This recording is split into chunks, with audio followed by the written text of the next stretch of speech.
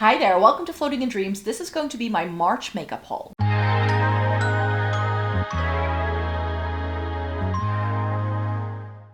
Welcome to everybody watching today. Thank you so very much for joining me.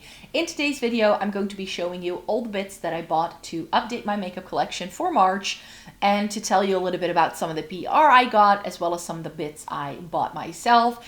And there isn't a lot here. I've been mentioning in recent months how I just feel makeup fatigue. There's just too much. My makeup collection needs to declutter and I'm like, until I do that, I don't think I have the headspace for adding a lot of new makeup to my makeup collection. So there were only a couple of bits that really interested me that finally dropped in the Netherlands that I got my hands on. And I got a new fragrance that I'm really chuffed with that I would like to show you. And then I received some PR. So let me show you the PR bits first. So PR wise, I was really lucky again to have Monolith send me some palettes. They sent out an email saying like, hey, you can pick 2 things from this list. What would you like to receive? A lot of the things that were on the list weren't necessarily going to be my cup of tea, but Gourmande Girls is a brand I've never tried. I haven't taken pictures of these yet, so I'm going to be doing that later today. Actually, after I sit down to film this video, I'm going to be doing all the swatches. And their new Valentine's Day palette was the Bitten, and this looks really stunning. The Frozen Kiss is the one that's actually still on the wish list, so that's one that I hope to pick up really, really soon. But here is what the Bitten palette looks like, so they were so kind to send me these. If you want to get 5% off of your next order on Monolith, then you can, because with my code _Micah_5, you can get 5% off of your order, and I can make a small commission if you want to. But of course, Gourmande Girls is a US-based indie brand, and that's one of the reasons why I love shopping through Monolith. But that's why I love shopping through Monolith for a lot of these US-based brands, because I'm in the Netherlands. It's super difficult to get these products, and if you can even get them, it's twice as expensive than the actual palette is because of all the shipping and handling fees that are added at customs. So that's why I really like Monolith for getting my indie fix, you could say. And this color story did really intrigue me. There seem to be some really nice cool tones. I like that addition of the teal and like some deeper purpley things. There are things that pull more blue toned.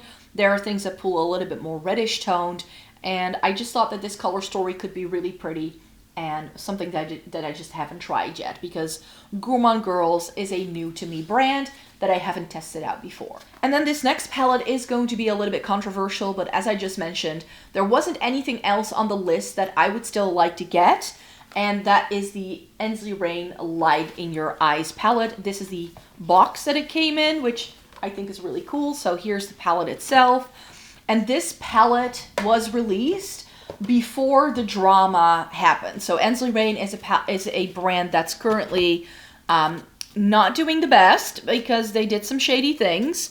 And I know that people are going to be mad at me for showing a brand that a lot of people now disagree with, which I get. Here's the thing though. Monolith orders these things from the brands directly themselves. So they just order them in bulk and then they get their shipments in. This shipment was sent to them before Christmas, before any of the drama with Ensley Reign really came to light.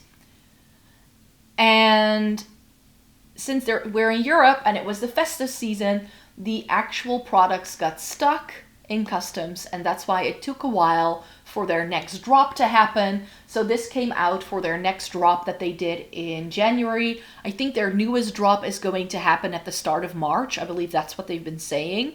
And that's just the reality of living in a place like Europe. These things sometimes just get caught in the wind, you could say. So that's the reason why I did ask for this, because it was a palette that I've mentioned in my new makeup releases that I would be very interested in buying.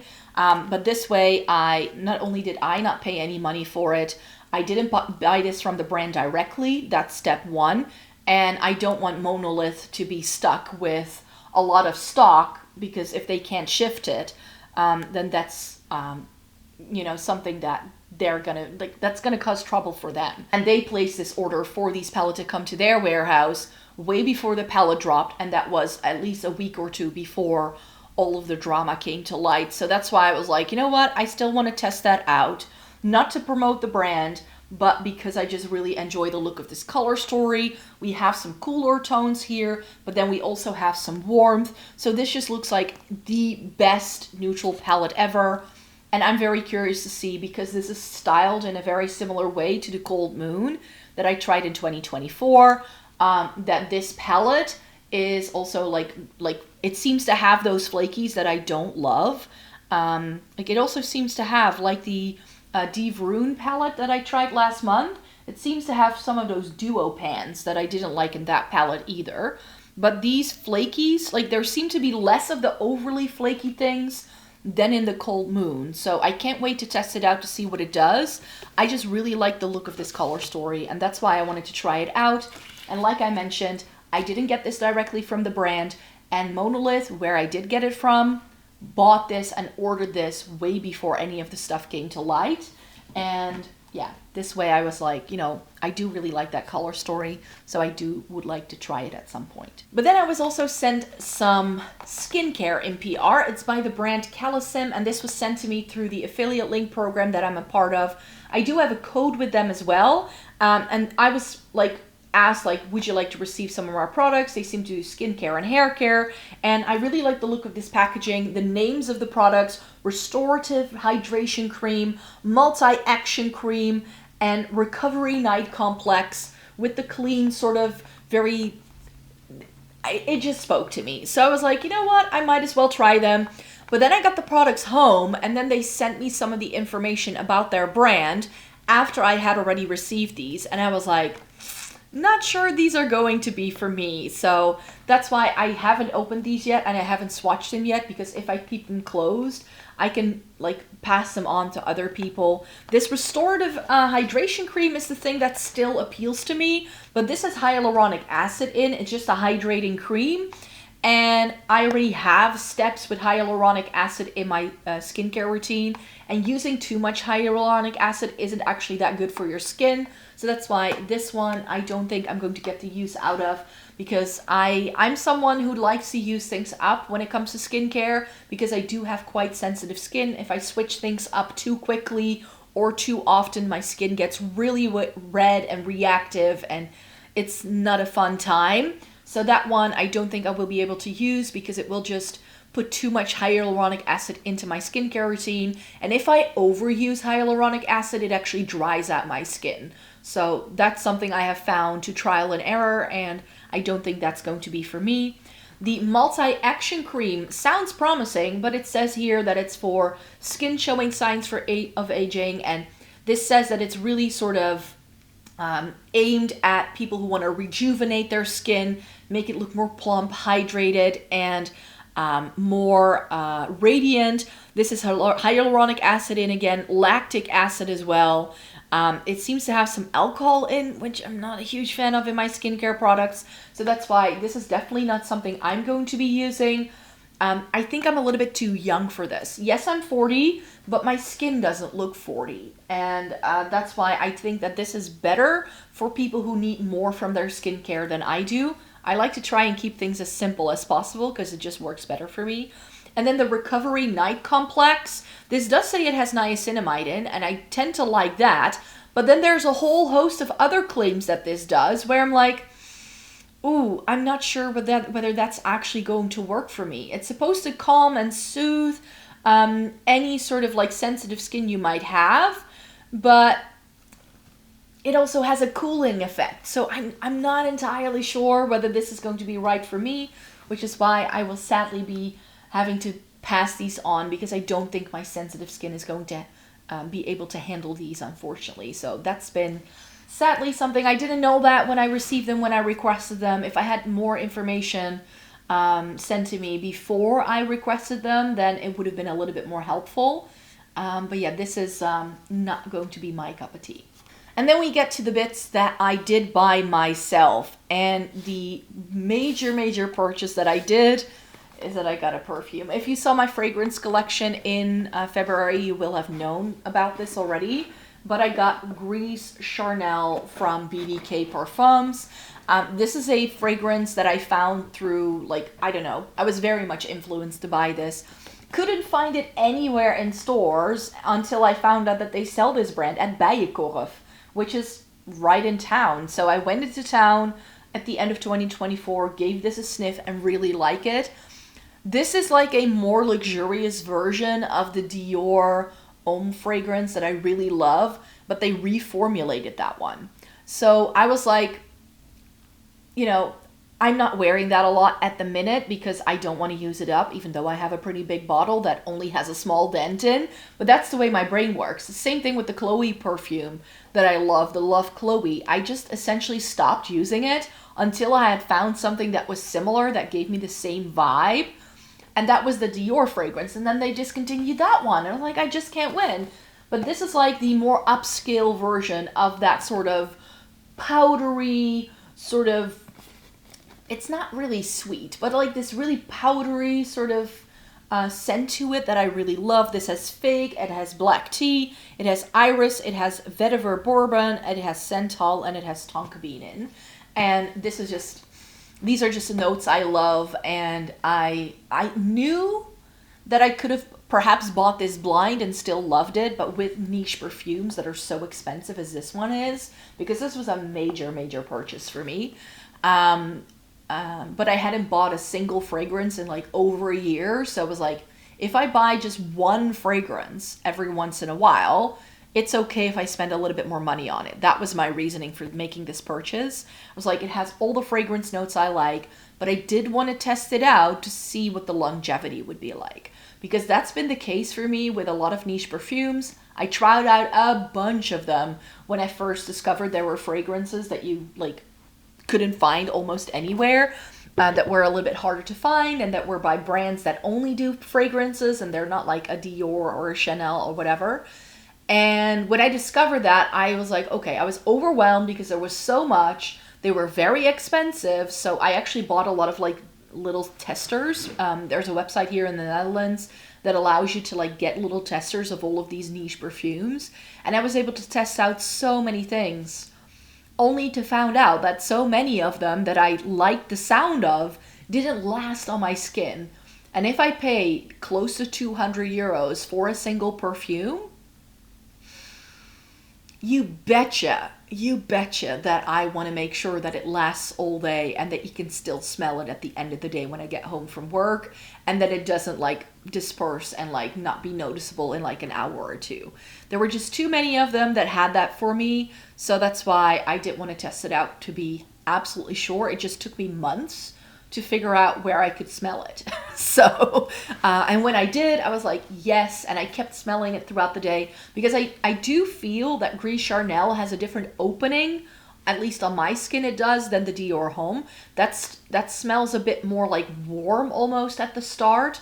I think that one has leather in as well. This one doesn't have a leather note.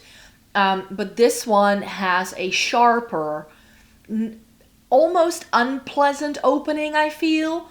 But it's really when it dries down and it develops, like it's only that sharpness is gone within the first 30 minutes of you wearing it. So nobody else is going to smell that. Like if you put it on at your house, by the time you get to your car and you're done getting ready for the day, nobody will notice. Nobody will smell that. So that was the one thing that like threw me off. But the way it sits on the skin and the way it develops and the scent you smell around you all day is the Dior Homme fragrance to a T. That really nice powdery iris sort of thing to it. It has some vanilla. It has some like, it just has some really lovely things going on, and I really like it. So it is like the more sophisticated version. As I said, it was a bigger purchase. That's why I didn't buy too many makeup-y bits. But I did make one purchase because I was super duper stoked to find out that the new MAC Cool Toned collection, or the 90s lipstick collection, finally came to the Netherlands. So they did stock them in January on the MAC website, but it sold out super quickly. So by the time I found out that it was already on the official Dutch MAC website, I had missed out on these. But then Douglas started doing them a couple of weeks later, and then I picked up the 3 shades from the lipsticks that I was interested in, and the Cool Spice lip liner. So in case you've been living under a rock, because this was everywhere, MAC came out with this 90s inspired, cooler toned lipstick line. It's not all cool tones, but it's like neutrals that are 90s inspired for different skin tones. That's the way I would read it. And they do a couple of shades in different MAC formulas. So in their satin range, in their matte range, in their liquid lipstick range. So I just picked the shades from the different ranges that I know I like best from MAC. And one of those things is their lip liners. And Spice is a cult favorite, and it looked really cool toned in the 90s, but it's gotten more warm toned over the years. So it now looks practically orange, especially on someone like myself. So they released Cool Spice, which indeed looks a lot more cool toned than the original Spice does. I haven't used this one on my lips yet, but it does look really promising in a swatch. To sort of pair with Cool Spice, I did buy Cool Teddy. I used to own Teddy lipstick, like the original, and I got mine years ago because Teddy was the first ever MAC lipstick I ever bought. So this is very nostalgic for me, but I had heard people say that Teddy has also been victim to the warm tone trend. So apparently whenever brands bring out the shade again, a little bit more warm ends up happening in there. It's apparently also really difficult to find good cool tones because blue pigments that are used to make cool tone makeup tend to be more expensive than the reds and the yellows that they use in warmer tones. That's apparently what's been going on, but now MAC has Cool Teddy, and this very much reminds me of the way my Velvet Teddy looked, or Teddy, or Velvet Teddy, I don't know. Am I messing up the name now? I don't know. But the way that looked on me when I originally owned it. That one expired on me, so I had to throw it out. It started to smell really funky after a while. But yeah, this guy is now a really nice, like, neutrally brown. It's still a brown, but it has a hint of pink in that I do feel shows up on my lips. I have already worn that one out. The next lipstick I got is... this is a satin, by the way. Was this a matte? Yeah. So Cool Teddy is a matte, but this next one is one of their satin shades, and this is Stone. And I picked up Stone lip liner in 2024, and I really liked it. And I really wanted to just test out this grayy brown shade. I also own Verve, which I'm not sure if that's still around because I got it in Back to MAC. Like the last thing I was able to Back to MAC was for that Verve lipstick, and it is a deeper brown shade, but I think that one with like paired with Stone may be really pretty. And I also have Stone and Grayish lip liner, so I still need to sort of like experiment to really see how that looks, because I do really enjoy the Stone lip liner, and these grayish browns are everywhere now, and that's definitely one of the coolest toned options that I think MAC has ever come out with. And last but not least, I was really curious after this very light thing. This is Folio. It looks very yellow to me in the tube, but it's like, again, a grayish tone brown. Apparently this was an Angelina Jolie's favorite lipstick color for MAC in like the late 90s and early 2000s. This is another one of their matte shades. And again, something I would probably pair with Stone or Verve or with a bit of lip liner. I don't think this is going to be my shade by itself. It's probably going to wash me out because I don't love super pale lipsticks on myself. But from the entire range of all the swatches I saw and everybody trying it, Folio seemed to be the most interesting one. And especially Stone and Folio, I don't have anything else like it in my makeup collection. Like Cool Teddy, I probably have things that look like it in my Lisa Eldridge range. Like, I'm thinking something like Velvet Affair will probably be pretty similar because I feel Cool Teddy, even though it says cool toned in the name, it's not that cool toned, okay? Okay, it's not. But Stone and Folio, those look very promising indeed. But yeah, I have not yet put all of these on my lips yet. But Cool Teddy I did already try because I was like, I want to see whether it's as similar as I remember it to be to the original Teddy lipstick that I used to own. So yeah, those were the bits I bought myself, just some MAC lipsticks and one big purchase. And then there was just a little bit of PR. So this haul wasn't perhaps the most amazing haul ever, but I do think I got some really pretty things this time around, and I'm really chuffed to be wearing all of these things and testing them out for you.